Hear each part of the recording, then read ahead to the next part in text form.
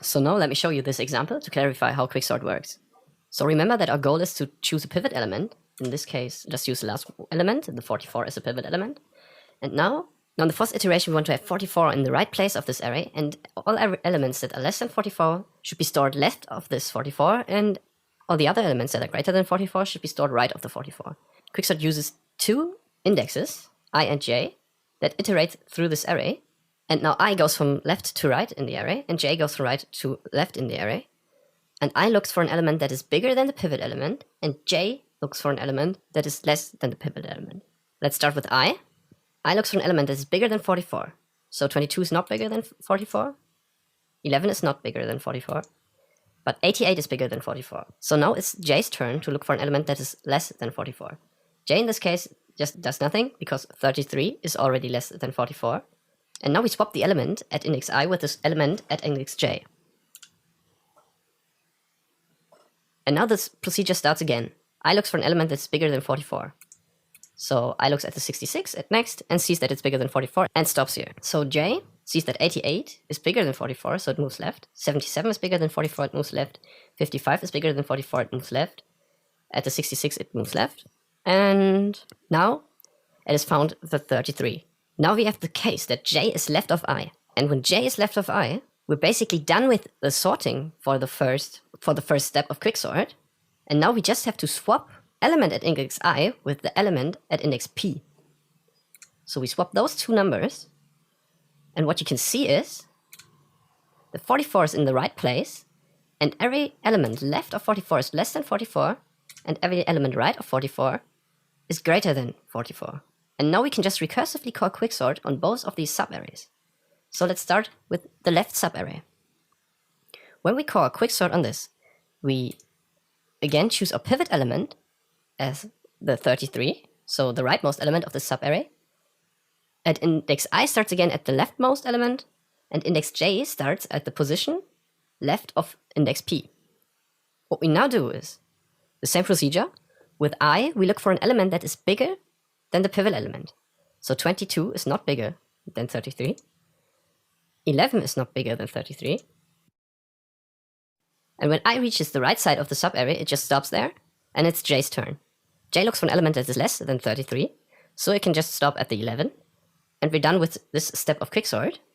Now, remember the condition that when j is left of I, our Quicksort for this subarray stops, and we switch the element at index I with the element at index p. So in this case, we would swap the 33 with the 33, so nothing happens, but we see that this 33 is already on the right place. Now we have an even smaller subarray to sort, left of the 33, the 22 and the 11. This smaller subarray will be also sorted using Quicksort. We again choose the rightmost element as p, our pivot element. I points always at the first element in this array, and j points at the left element of the pivot element.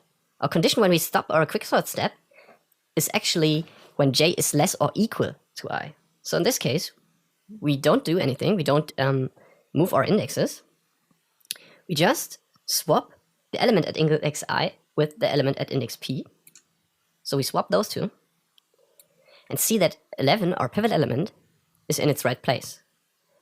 Now, Quicksort is called on the 22, and if Quicksort is called on only one element, it will be automatically sorted. And as you can see, those recursive calls of Quicksort sorted the left subarray left of the 44. If you have trouble understanding how the indexes move and when, and how the conditions are, you just have to wait a bit for the code, and then I would suggest that you go through the example once again, while you have the code open and really get into detail with it, because it can be a little bit confusing in the beginning. But maybe when I explain how this right subarray, right to the 44, is sorted, this will help you to get a deeper understanding of Quicksort. So first of all, we choose 66 as our pivot element because it's the right one. We set I to the leftmost element and j to the element left of p. And with I, we look for an element that is bigger than 66. We find the 77 and stop here, and now it's j's turn. J looks for an element that is smaller than 66. So it moves to the 55, and now our condition is true that j is less or equal to I, and our Quicksort step for this subarray ends with the swapping of the element at index I with the element at index p. And once again, this should make clear that we now have two smaller subarrays, one that only consists of the 55 left to the 66, and one that consists of the 88 and the 77 right to the 66. When we call Quicksort on the 55, nothing happens, it just returns the 55 and says, this is already sorted. And when we call Quicksort on the right subarray, we again set 77 as our pivot element, I will be the leftmost element, and j will be the element left of p. And since our condition is true that j is less or equal to I, we just have to check if we need to do a swap. In this case, we do need to do a swap, because 88 is greater than 77. So we just swap those two, see that our 77 is in the right place, and at last we call Quicksort on the 88, which will just return 88. And now you can see the right subarray right to the 44 is sorted. And those were all recursive calls of Quicksort, and this leaves us with our whole original array in a sorted order. And now we're ready to start with the implementation. Code. Let's write a function in Python called Quicksort, using the def keyword and ending the line with a colon. This function will have three parameters: the array, and left and right. And left and right are indexes that determine the part of the array that we want to sort. In the beginning, we want to sort the whole array so that left will be 0 and right will be the length of the array. If the length of the subarray to sort is just 1, Quicksort does nothing.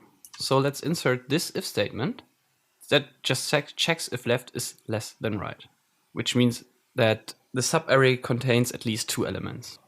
Now we call another function, which is called partition, and this array will get the same parameters. Let us declare this partition function further below. A thing we need to know now is that this partition function returns the index of the pivot element after the first step of Quicksort. So when we have this index saved in partition pos, we can call Quicksort on the original array from index left to index partition position -1, which just means that we call Quicksort on all elements that are less than the pivot element. And we can call Quicksort on the array from partition position +1 to the right. So we call Quicksort on the subarray that contains all elements that are greater than the pivot element.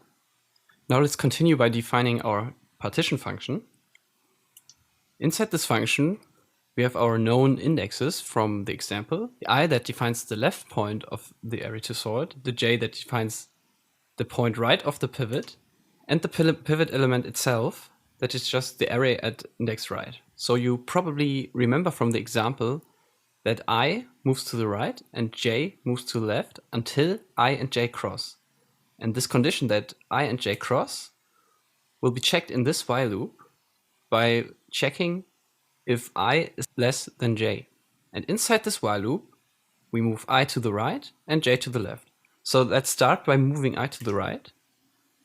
And while I is not at the end of the array, and the element at index I is less than pivot, we increase I. Analogously, we do a similar thing to j by checking if j is greater than left, and if the element at index j is greater than pivot. But now we have to decrease j because j moves to the left. When both of those while loops are finished, we just check if those two elements crossed yet, and if they didn't cross, we need to implement a swap. We swap the element at index I with the element at index j. And now we just need to consider what happens after I and j crossed.